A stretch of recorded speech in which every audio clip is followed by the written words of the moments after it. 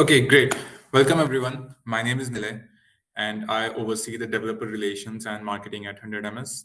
And I welcome you all to this workshop of building a Twitter Spaces clone in React Native with Vipul Bhardwaj.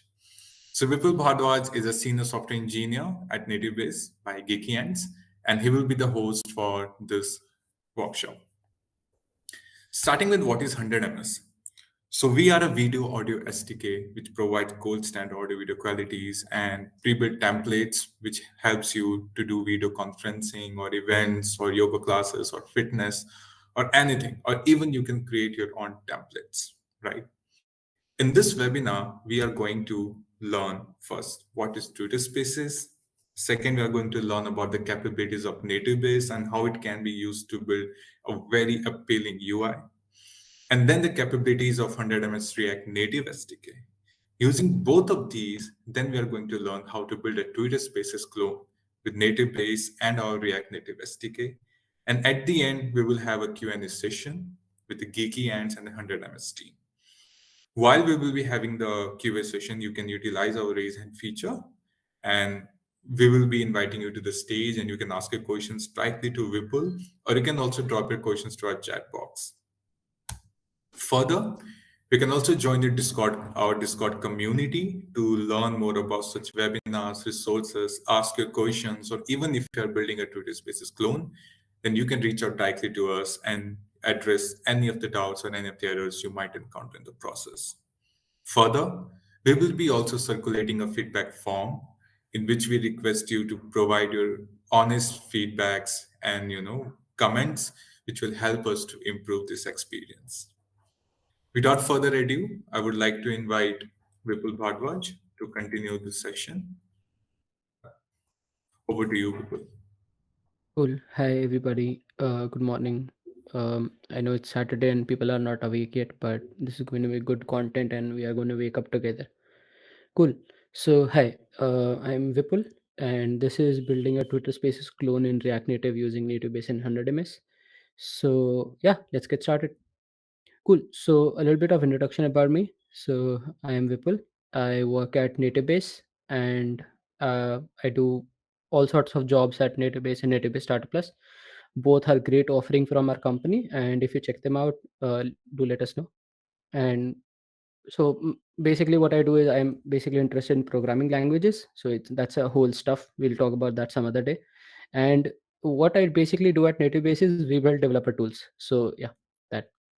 So if you don't know about NativeBase, NativeBase is a component library for React Native apps, which basically comes with batteries included.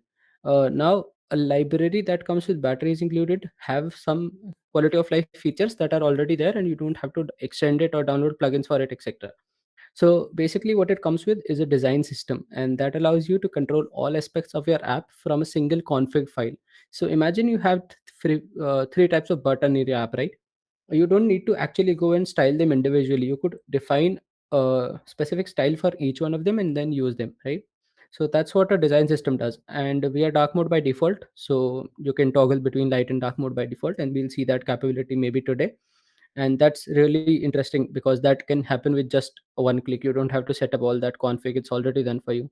All the components are accessible, basically meaning if somebody has some sort of disability or they can't properly interact with the touchscreen like they're supposed to, then components out of the box with native base support audio interactions, etc., right? The voice commands, etc., all the native features that happen. And the great part is the library is cross platform, so you don't are not really limited to React Native. You go and build the same interfaces on web, and you get all the features also. The further better part is you get the features for both of them, so you could create a shared UI library and use on both platforms. And we have an examples for that. If you check out our documentation, you could use it with native base, you could use it with create React app, etc. Cool. So, and Next.js also. So server side rendering is also there. Cool. And we recently launched our design system on Figma, and our design team did a great job. So a big shout out to them. They ported our whole design system, each component that we offer in our 3.2.2 release, and they put that on a design system, and the community is loving it.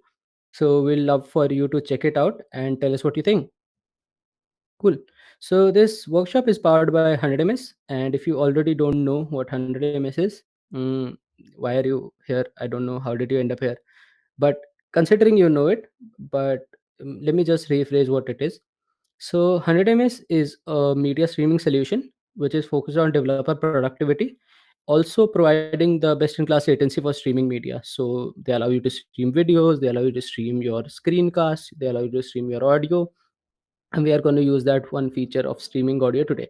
So what we are going to build is a system like Clubhouse or Twitter Spaces, which basically is a communication app where there is an host which starts a particular session, and then other individuals can join in like this conference, but there is no video, only audio is being transmitted, and then you can mute, you can unmute, etc., and all that features, right? So you get the idea what a Twitter Space or a Clubhouse or that is.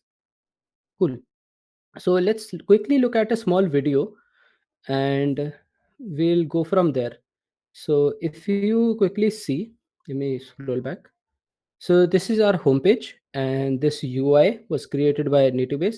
We'll talk about what how that happens, and it's going to be really interesting. So we're going to stick for that. Once the UI was there, this is my emulator on iPhone 13, and then let's start. So I join a space. Here I'm space. Participants are loading. Here are my controls and etc. Cool. So now whenever I join, it's asking me for my audio permissions. This is the first time I opened the app, so that's why it's asking me for my audio permissions. This is done by the SDK itself, so the 100ms SDK itself. So you don't need to do that on your own. The SDK handles this for you. Cool. So now I am just muting and muting myself to show you that the UI reflects my actions. Then we are going to wait for another participant to join. So that's going to happen any second. So let's wait.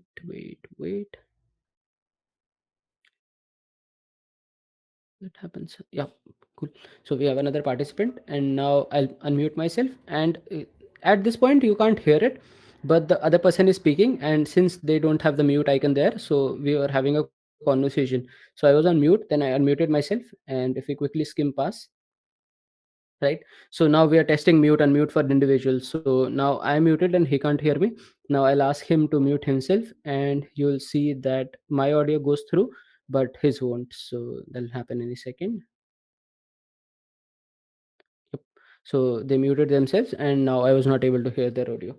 Cool. So this is what we are going to build, and we'll start looking at code. But before that, we'll quickly share this link. Uh, it'll be great if you guys can fill this feedback form.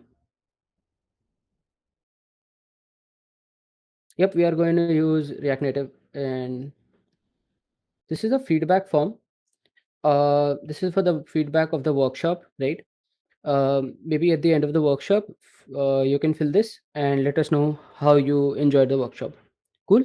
So yep, let's look at the code directly. We are not going to waste any time. Cool. So this is some traditional React Native setup. Cool. And there was bootstrapped by React Native CLI with React Native in it. Nothing special happening here.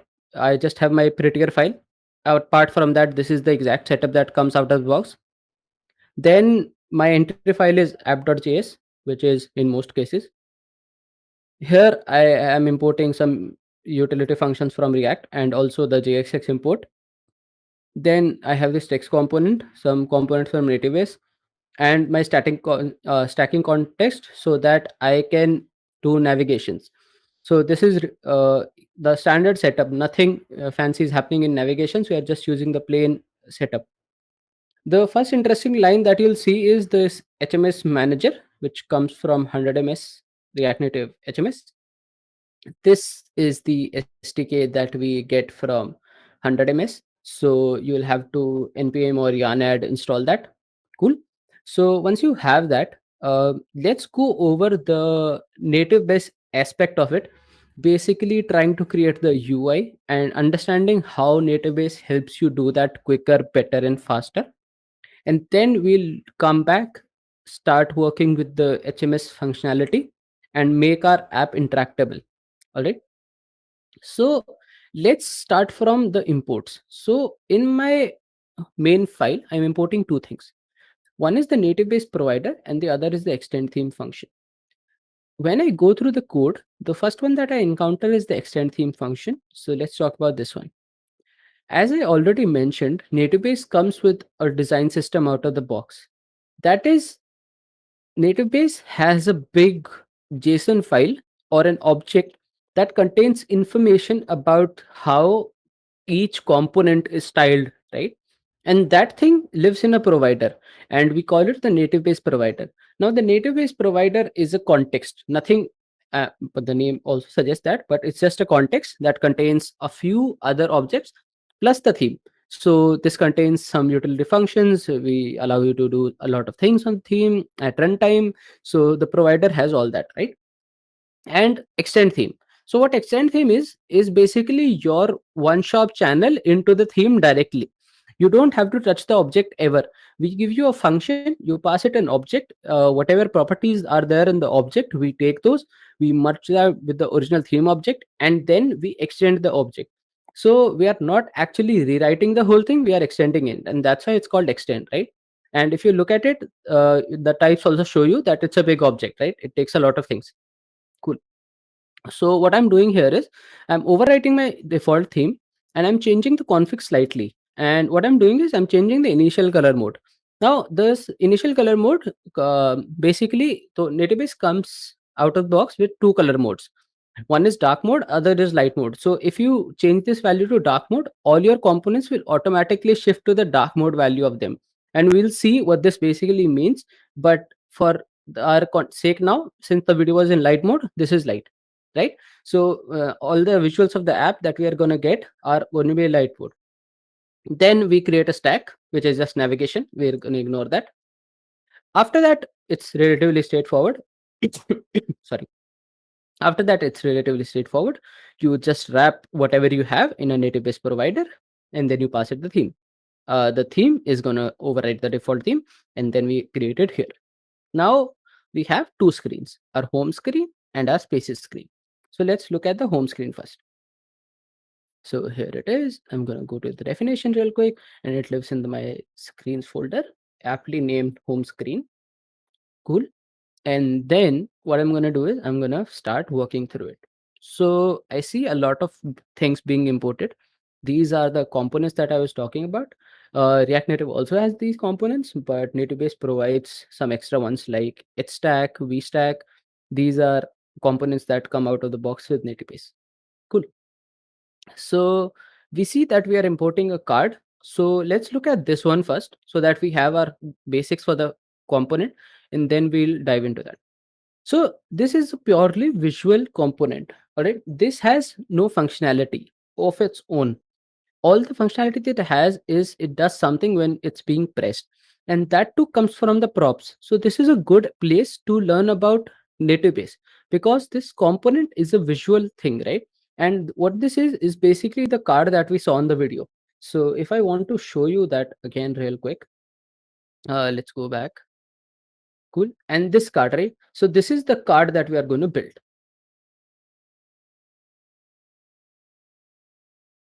Cool. So this is a visual component, and let's see what basically this is doing. So we have a pressable. Now pressables in React Native world are basically things that you can press on, and they have a on press function, right? Now these pressable entities, they basically allow you to add a click functionality. It's not like web that anything can be clicked. In React Native world, not all entities can be clicked, and this is because on the native platform land there are certain things that are clickable and there are certain things that are not. So if you want to make anything clickable, you wrap it in a pressable, right? And the good thing about pressable is we have a view, right? It's called the view from React Native, and there are certain props that a view takes, right? So all the visual aspects of a view can also be mounted on a pressable, and the automatic conversion of it will happen automatically. So what we are doing is we are saying the width should be full. So whatever my container is, this thing, this pressable container should take the whole width. Then I'm setting a background. Now what is this random text value, right? So if you go quickly here, and if I open docs.nativebase.io for you, and we quickly go to default theme, you'll see that we provide you with colors. So there is a big set of colors that NativeBase comes out of with. So there is something called primary 50, which is this color. So we have secondary colors, we have success colors, we have warning colors, we have mute colors, we have light, single tone, roses, pinks, fuchsia, and this is the color that we are using. So using this token in our system, NativeBase will automatically convert it to this hash value. And this is what database themes do. So this idea of this automatic conversion is called utility props, and NativeBase works on this concept of utility props. So we don't want you to passing actually style values, we just want you to say what you want and what value you want, and the tokenizer that lives under the hood of NativeBase will automatically convert it to the appropriate value. That's why this full value happens, because full doesn't seem like a keyword, right? That will exist in the wild. You will think of the things like 100%, 100 vh, 100 hs, maybe 10 ram, 20 ram, units like that, pixels, if you're coming from the native land, dp, sp, etc. But we don't see that here. What we are seeing is a value called full, and this comes from nativebase's design system, right? So here in the theme, if we move down and if we go to typography, here we have also provided things for typography, so for line heights, font weights, etc., right? And here if I quickly google for full or search for full, you'll see that this is under the sizes. So anything that has a size, you can use these values. Now what are these values, right? So full is equivalent to 100%, so you don't need to write 100%. That's unintuitive. You could use this value full, which actually tells you, yeah, full makes sense, I wanted to take a full width. Sorry. Cool. So this is how we provide the color. Then we are saying that if anything overflows, just hide it. And then we have a border radius to give it the curve. And then we are passing an on prop on press, which basically is saying I'll pass the function from outside, just execute that. Then we have a text. Now px is padding on the x-axis. So x-axis is the vertical line or the horizontal line, and y-axis is the vertical line. So what I'm doing is basically I'm adding a 4 unit. Now 4 units is different, so let's look at what 4 basically means. So this is sizing, right? So each unit in nativebase is 4 on the pixel scale, and this is not really pixel, but this is going to be converted to the actual pixel density on the device. So what this basically means is when you say 1, you basically mean 4. And once you get used to this representation of using the tokens instead of values, you will get a lot of feedback from nativebase when you are doing things, because you don't have to write 16, you are using the token 4. This is not the size in pixels, this is a token. So we are using the native token. So on the axis basically we are providing some padding, then we are adding margin up top, so top bottom, and then this is right left, so add a padding of 4 right left, then add some margin up top. My font size for this text should be medium, and then we can again look what medium means. So medium on the scale of font size is 16, so we are going to get 16, and my text color should be white. Cool. So this is going to be white on a fuchsia background. Then another text. Now this one is 80% width. So I can also use values, right? So how nativebase manages this? So whenever you pass some value, right? How are you allowed to mix tokens and absolute values? Nativebase is tokenizer, or the actual theme converter that lives inside nativebase, which helps do this whole logic transition from allowing you to write utility props and converting them to actual style sheets, is smart enough to know when a value is coming from the theme or when a value is absolute, right? So this allows you to the gives you the power to use any. So if you want to write full, that's also cool. If you want to write 100%, that's also cool. Nativebase will figure that out on its own. Then we have padding left, and then we have margin at the bottom. We again use the tokens, and we move forward. Then we have a h stack. Now this is interesting. We have two stacking contexts. We have three, but in this example we have two. So one is called H stack and the other one is called V stack. Now what H stack basically means is the flex direction for this container is going to be row, and the default the default one in React Native apps is column, because everything flows from top to bottom. But if you were to do that in a traditional React Native app, what you'll do is you'll basically go ahead, write flex, then you'll change the flex direction to row, etc. You'll do a lot of that. But we realize that this situation happens frequently, frequently enough that we gave you a component out of the box. And what's special about this component is the directions of flex are fixed. So inside an H stack, the flex direction is row. So these items will go next to each other row wise, and we can quickly see that here. So you see, this one thing is one item, this one thing is one item, and these are inside an H stack, and that's why the flex direction is row automatically. Cool. Then what we do is we create two boxes and we set the flex direction by hand. The reason for that is we want these to align. Now I wanted to, if I wanted to, I could just have used another H stack here, but I wanted to show you that this thing is equivalent to this thing, and we are just saving some, typing some characters. And this is a good thing that comes out of NativeBase, because this allows you to actually stop thinking about this, because this thing is named aptly. It's a horizontal stack, and a horizontal stack is actually exactly what you think when you do a flex direction row. So these things come out of the box with NativeBase. Then we have an avatar component, which basically is giving me this avatar, this bit here. And then I put my name in there. Then I have my name, my designation, and this whole UI, this box, one entity with the avatar, the two text. This is created inside this entity, and I have the exact same entity for the other one. And since we have two entities and they are inside another H stack, they are going to place themselves appropriately, and we see that here.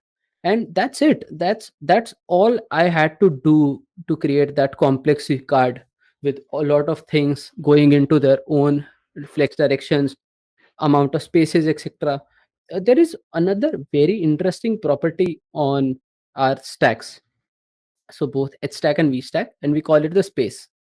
Now a space is like flex gap, but if you know that flex gaps don't exist in React Native yet, so a flex gap is basically a property that exists in CSS that tells you how much gap there should be between two items that exist uh, in a flex container, right?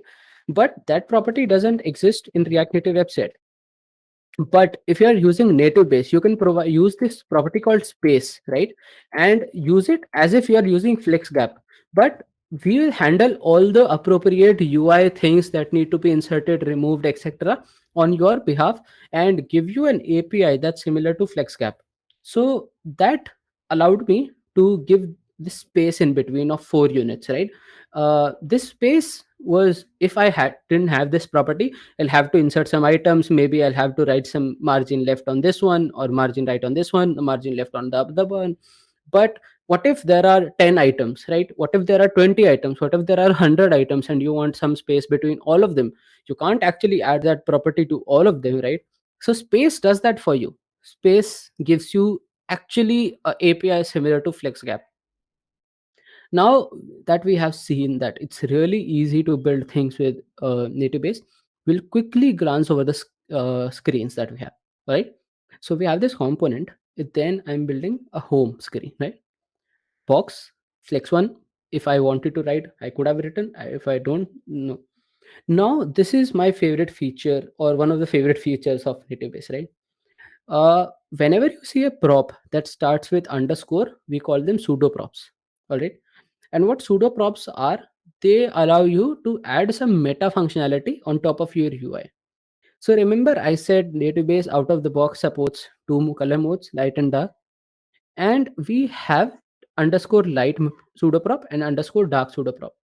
Now these pseudo props are intelligent props, right? They know logic. They are styling props, but they know logic, and that's why we call them pseudo props. So what this basically does is, if you want to add some specific style, right, in this case you want the background color of this whole container to be white when it's light mode. You add that property inside the light pseudo prop, right? And it takes an object. And then if you want something different in dark mode, you add in that. So what will happen is, in light mode, my background is white. But as soon as I convert to dark mode, my background will become dark blue 900. And let's quickly see what this color is. So here, click on this. This is this darker color, right?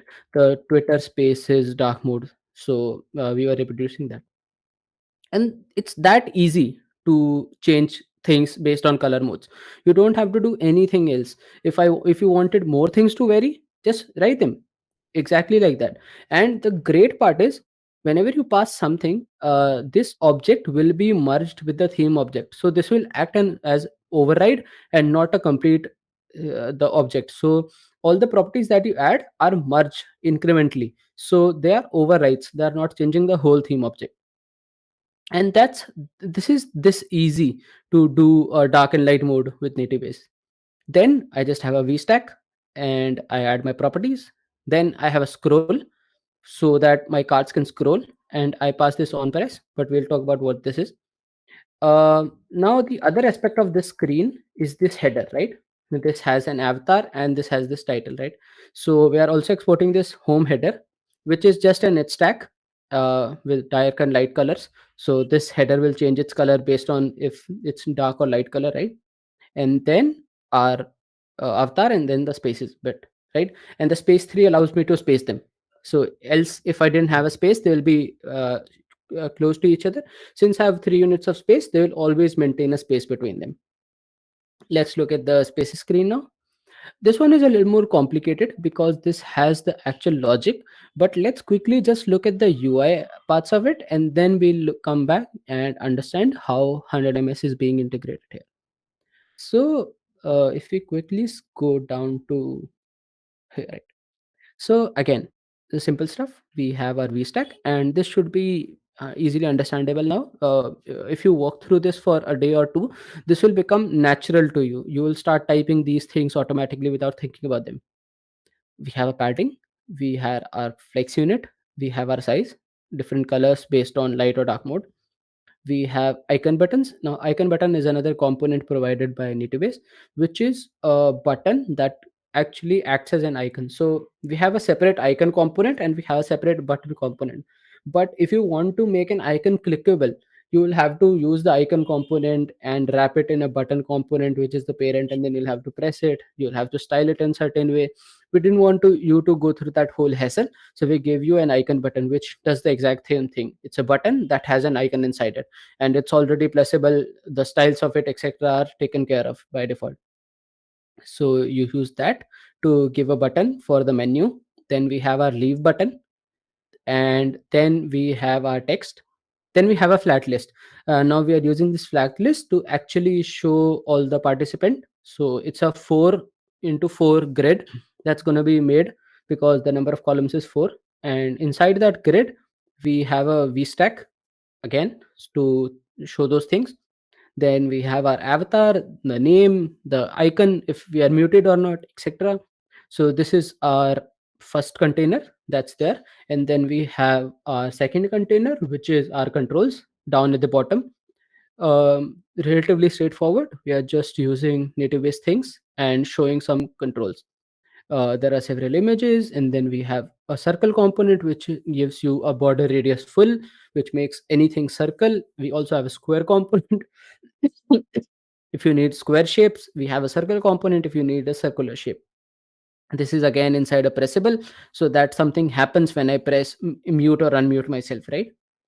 So this was native base. Now let's start looking at the 100ms aspect of this, right?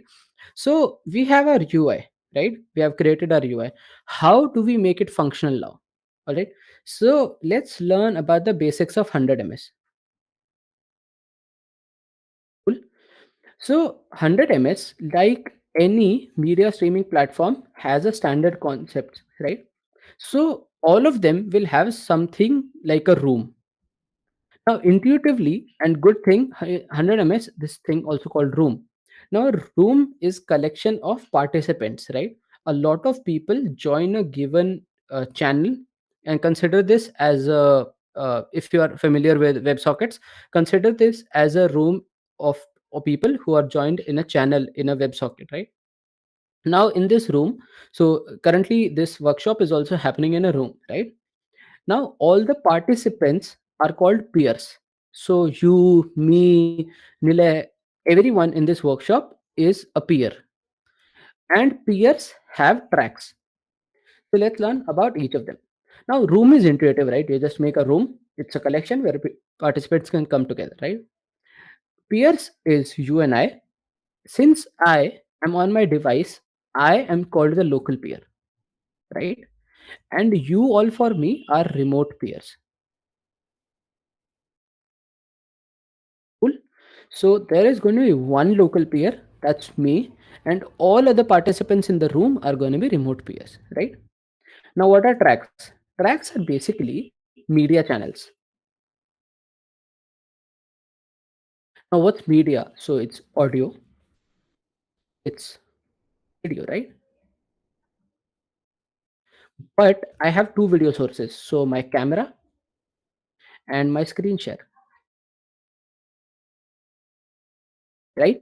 So a given peer can have multiple tracks, right? Any number of them. And this is true for both remote peers and local peer. So each one of them is going to have that. And a room is going to have multiple peers. So this is the basic flow of any app that you're going to build with a streaming platform like 100ms. So now let's actually look at the code. So what we do is when we initialize our app, right? We start with this HMS manager. Now, HMS manager is a builder class that will give me the actual instance, the actual object that I'm going to work with.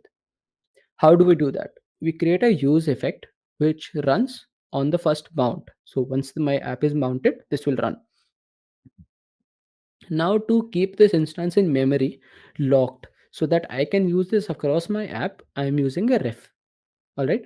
Now, if you are not familiar with refs, when you create a ref at the top level of your application, it stays persisted throughout the application life cycle. So till my app is not closed, I'll have this variable with me. All right. Now I have a state. Now this is just simulating my splash screen or my app loading. Why do I say that? Because when I'm building an instance, right, what I'm doing is my app is going to use this instance, right? So till this instance is not ready, there is no point for me to actually load my app to the user, right? Now, this happens a lot in apps, right? If you see any game, right, they have a loading screen and they show you a loading screen, loading assets, downloading, blah blah. That's exactly what they are doing. So they are preparing the assets that they'll need to actually be operational, and that's the case for us. So what we do is we create a state and we say that when we initially mount or our app initially loads, that we are not ready, so the false state. And when once we have the instance loaded in, we mark it as true. Okay, we are ready. Till we are not till we are not ready, we are just going to show a loading screen. Once we are ready, we are going to actually show our UI. All right. Now that we have the HMS instance, once this uh, completes, it returns a promise. We have a then block. Once the then block runs, state changes and our UI re-renders. Now this once we have that, sorry, once we have that, I've created a custom provider called HMS provider. Now, was there a need to do this? No. I could have done this without this also, but this is going to provide us some quality of life features. So if I go to my provider, this is literally the simplest provider that exists. This is exactly the copy paste example of what you'll find in the React docs. I've just changed the names of it, right? So what I've done is I've created my provider and passed this value through. Now let's look at the home screen. The home screen is the simplest one. We just have a navigator and we are passing this room ID to the spaces component. Now, rooms, how do you identify them? Obviously, you have an ID, right? Sorry. Obviously, you have an ID, right? So this is the room ID. Now this is hard coded for as example, but when you'll fetch data for all your spaces that are happening from your server, you'll get this ID, and then you'll create multiple cards, and each card is going to have an ID. So this is our ID. All right. Now we pass this ID to our screen. So let's look at that. Good. So I'm gonna shrink details that we don't need yet and come back to them when we do. So first things first, as I mentioned, all things in 100ms happen on an instance. This is our HMS instance that we got out of the context. That's why we prepared a context so we don't have to pass it with props. We can just get it at any screen. Then I have a state which basically tells me if I as a user is muted or not. Now this is the participants. So the thing that you see, the flat list renders this. So this has information about all the participants. Then I've given myself a user, which is just demo user that you would have seen in the example, and my room ID. And I get the room ID from the navigation. Now this is React router. So the package that we use. This is nothing specific to 100ms. All these are just React navigation related concepts. If you have any familiarity with building React Native apps, you would have known this. So if you don't, it's extremely simple. Just go and Google for this. You will be directed to a guide, and it's extremely simple. It's like a 1 minute read, and you'll know it. After that, our first important thing starts. So we have a use effect. Now this use effect will run whenever there is a change in properties like the instance change, the room ID change, or the user ID changed, or also on the first instance of it. So the first run of it. We check if we have the HMS instance or not. If we don't do anything, we just return. But if we do, we'll do something. Now, whenever you have an instance, users can interact with this room, right? So we have interactions, right? Interactions can be anything. So I mute myself. You mute yourself, right? So I can mute myself. You mute yourself. You stop sharing video. There can be anything, right? A room can have interactions. People, peers can do things in the room, right?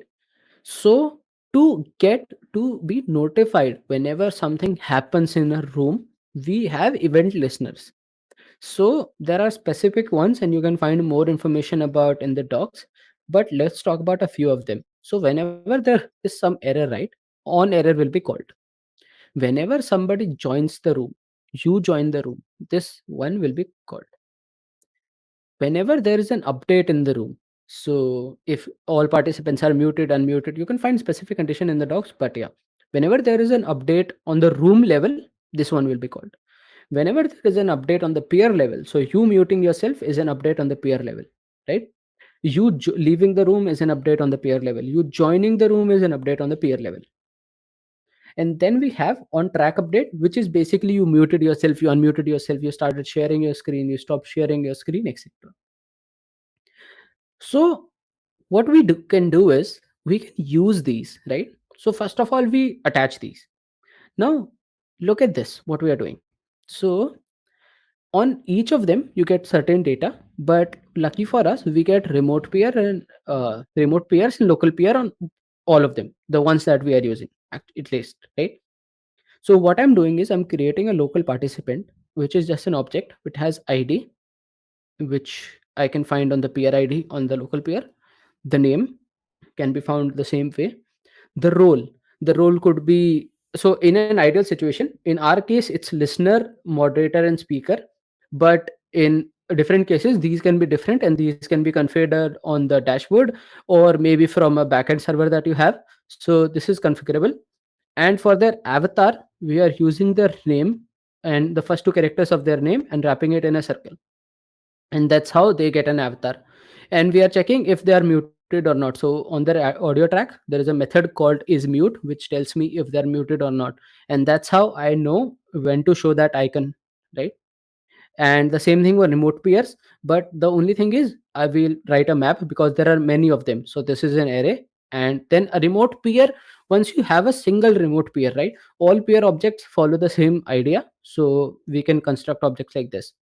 Once we have both of them, we put them in an array and change the participants, and we do that for all three of these. And that's how we know whenever some action happens, the participant information that I have is updated, and this makes sure of that. So when you mute yourself, my app knows because I have an event listener, and it updates a state. The state updates, so the UI reflects that state, and that's how I get the actions, and I can show that the mute icon is there or not. Now, how do you actually mute yourself, right? So on the local peer audio track, there is a set mute option which you can set to true or false, which will actually mute and unmute you. So we are doing that based on the state. And initially, whenever a speaker joins, they are unmuted. That's how I've set up my room config on the dashboard. And based on that, this works. So that's basically the idea. That's it. That's in the essence of it. Now, the only thing that I haven't not told you about is how do you actually join the room initially, right? Because you will have to join the room, right? At some point of time. So, how do you actually do it is you call this simple function join room, and you pass this an HTML instance, a room ID, and a user ID. Now, how do you actually get these things, right? So room id I'm getting from my homepage, user id I've created for my example, instance I got from the context. Cool, let's look at this function. This is an asynchronous function. What it does is it checks if the instance is there. If it's not, it just consoles an error and returns. If it is there, then it fetches a token. Now what is this token thing, right? This token is actually the auth token, right? So whenever somebody tries to join, when a user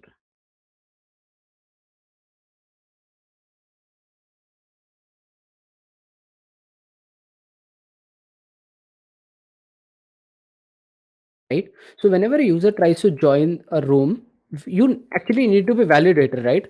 And how do validations happen? So mostly with tokens, right? JWT tokens. So consider this as one of them, right? So let's look at this function, how it's getting us the token. So there is a url that's specific for my app. Then I pass it the room id, my user id and role with some headers. It fetches for that endpoint, passes my headers, etc., gives me the result. In that result, I get my token, and this token is the identifying token for the room to know that okay, I have this user with this name, this role, and this is the authentication token for them. If you get this token, let them join. How do you create a config? You create a config by using this HMS config object that comes out of the library. You pass it the token and the username. So username, user ID, same thing. Then you just call join and pass it the config.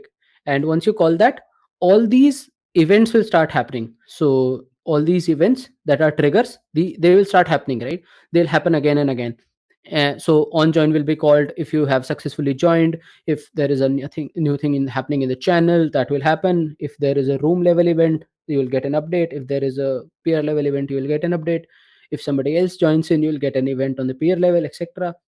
And that's it. Once you have that, your event listeners will take care of everything. You don't have to think about this.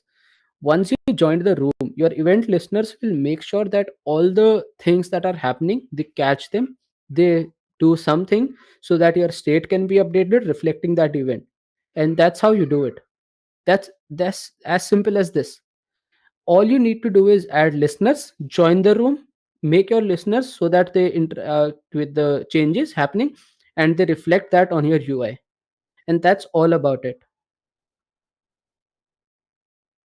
And that's basically all the code that we have. There is nothing left at all.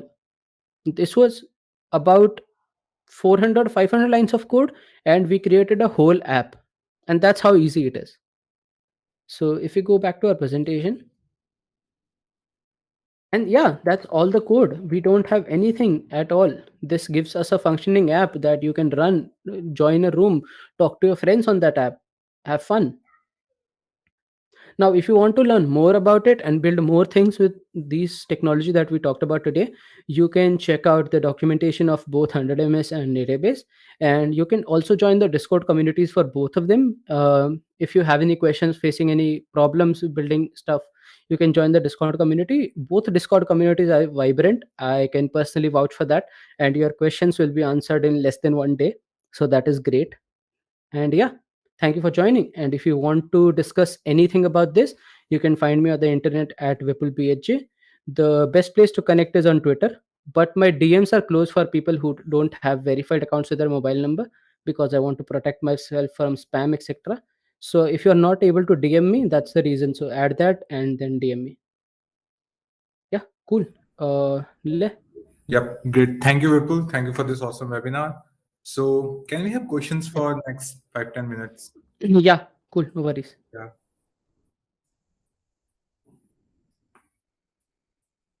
So you all can type in your questions in the chat box, and yep, Or raise a hand. answer them. That's Yeah, fine. yeah. You can also raise your hand. Can you show us the demo of app again? Yeah, Also, sure. Vipul, just turn off your Mhm. virtual background for a second. It creates a lag in the video. Yep. Okay, cool. Can you show us the demo of the app again? Sure. Yes. So let me quickly do that. Sorry for that. Yeah. So I can also run my emulator if you want, but that'll take a second to load. But if you want to watch the video, here it is.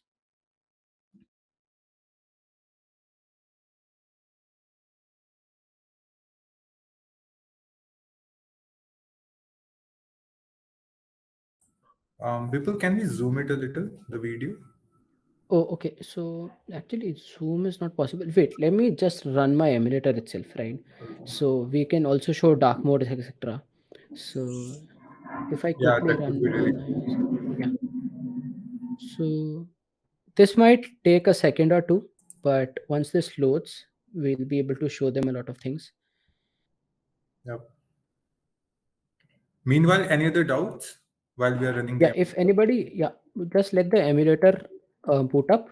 After that, I can show you a lot of different things. Till then, you can ask other questions if you have any.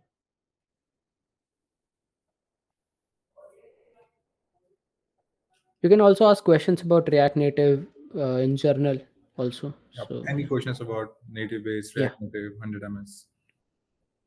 Oh, okay. It didn't take much time. That's great.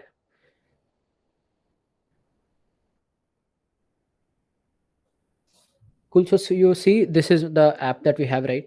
And this is going to start in any second. Yep, React Native is doing its thing. Powered by React Native. Cool. And then I can close this. Right. So this is the app that we have. And then what I can do is quickly go to, so I can close this for now. Explain this. We go back and we change this to dark mode. And that's literally one thing that you have to change. Reload the app and you have your app in dark mode, Wow. and that's literally the amount of effort it takes. And the only line that I added for this to show this is this: if I change this color to something lighter, right, this will quickly do that for me, and don't have to refresh. So the color changes in dark mode and it will stay same in light mode. And also one interesting thing is, so currently we are rendering just one space, right? What if we rendered multiple of them? Scroll will work automatically. Now you see that they are mushed together tightly, right? Mhm. This space property that we have on this stack, I can just increase this and it'll increase that for me. And this is not one item, this is all items. It's very smooth and like very Yeah, crystal clear. exactly.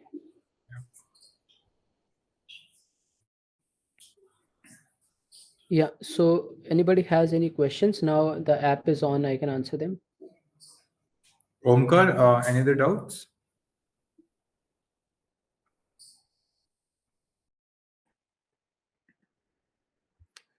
Yeah, hello. Yeah, cool. I can hear you now. Yeah, Great. so I want to ask about that. The now Hmm. you just show the dark mode. So Yeah, you are right, just see the underscore dark that right, prop to box. right, So it automatically handling the color right. of the So text and all. yes. So how this happens is basically all the components that you import from NativeBase, right? They already have support for light and dark mode, but that is for a specific color, right? So what if say I make it white again, right? What if I force it to be white, right? I Mm-hmm. don't want color modes. Want to force it to be white. Now you see that we can't see certain things, right? Because in dark mode, this text color is automatically designed to be there for both of them, right? So it assumes that light is white and dark is black, right? So in dark mode, it will automatically change itself to white, right? But I can't see white on white backgrounds, right? Mm-hmm. And that's why it's not shown. So the default components that you import on white and black backgrounds, if you use that as light and dark, they'll work perfectly, Okay, right? Because all of them are designed like that. But if you want to use some other color combinations, you'll have to tweak them, and tweaking is just this easy. got it, got it. So, but yeah, like so it's same like if I want to change like my create a custom theme, then I need Mhm. to maintain the text color and the. Right, right. So it depends on how much customization you are going for, right? If you just want to change at some places, we will recommend this. But if you want to change the color throughout, then we'll actually recommend going into the text component and changing the light and dark defaults. Okay, okay, got You it. can find all about this in the documentation about how you create custom themes, custom items. Yeah. Thank you. Yeah, no worries. Okay. Any more doubts? Anyone? Sunny, Vishnu, Sana, just how do you add an audio music stream into the room? Uh, can you clarify? Maybe come up to the stage, Yeah, ask. just I'm inviting you to the stage. So maybe you can come here, unmute yourself, and So right. So I got the question actually. So I'll answer it until the I understand, and maybe if you have anything else, you can ask, right? So what you're basically saying is something like a YouTube stream, right? Where some computer keeps on streaming audio and people can join and listen, right? So maybe like a radio station on the internet. You can easily build that. All you need to do is you need to pass in so audio tracks, right? Audio tracks are just taking some sample audio and passing that through. Now, currently that is set to the default of my mic, which I can select. But you can as easily select from an audio file, right? Or a playlist or anything like that. Now, how would you do that? How would you actually get the audio in to your web browser? How do you do that? So, in an app, you will just get the native audio driver, bring out that audio file, and change the source from your mic to that audio file. On web, you also have web audio APIs that can help you do the same thing. It's not limited to that actually. You on the browsers like Chrome, etc., you also have synthesizers, etc. So you can actually make a whole DJ app that streams, and you can actually change toggles and do stuff. So all you need to change is change the source of your audio track. great. Vamsi Krishna, do you have any doubts, or audio video was the only issue? So tracks can be anything, right? Doesn't really have to be my face. My screen is also a track. The capture adapter is different. So if you can just change that to any source, it will work for that. They are just streams. They are taking raw data and putting them on the 100 ms server. If you can provide any sort of raw data, that will work. Great. Any more doubts, people? See, as you see, people only has this verified account, and it's very hard to reach out to him.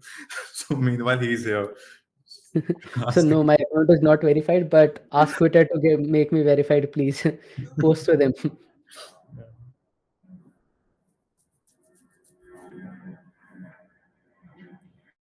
Okay, so I guess I no guess I more can question close there. this. Yeah.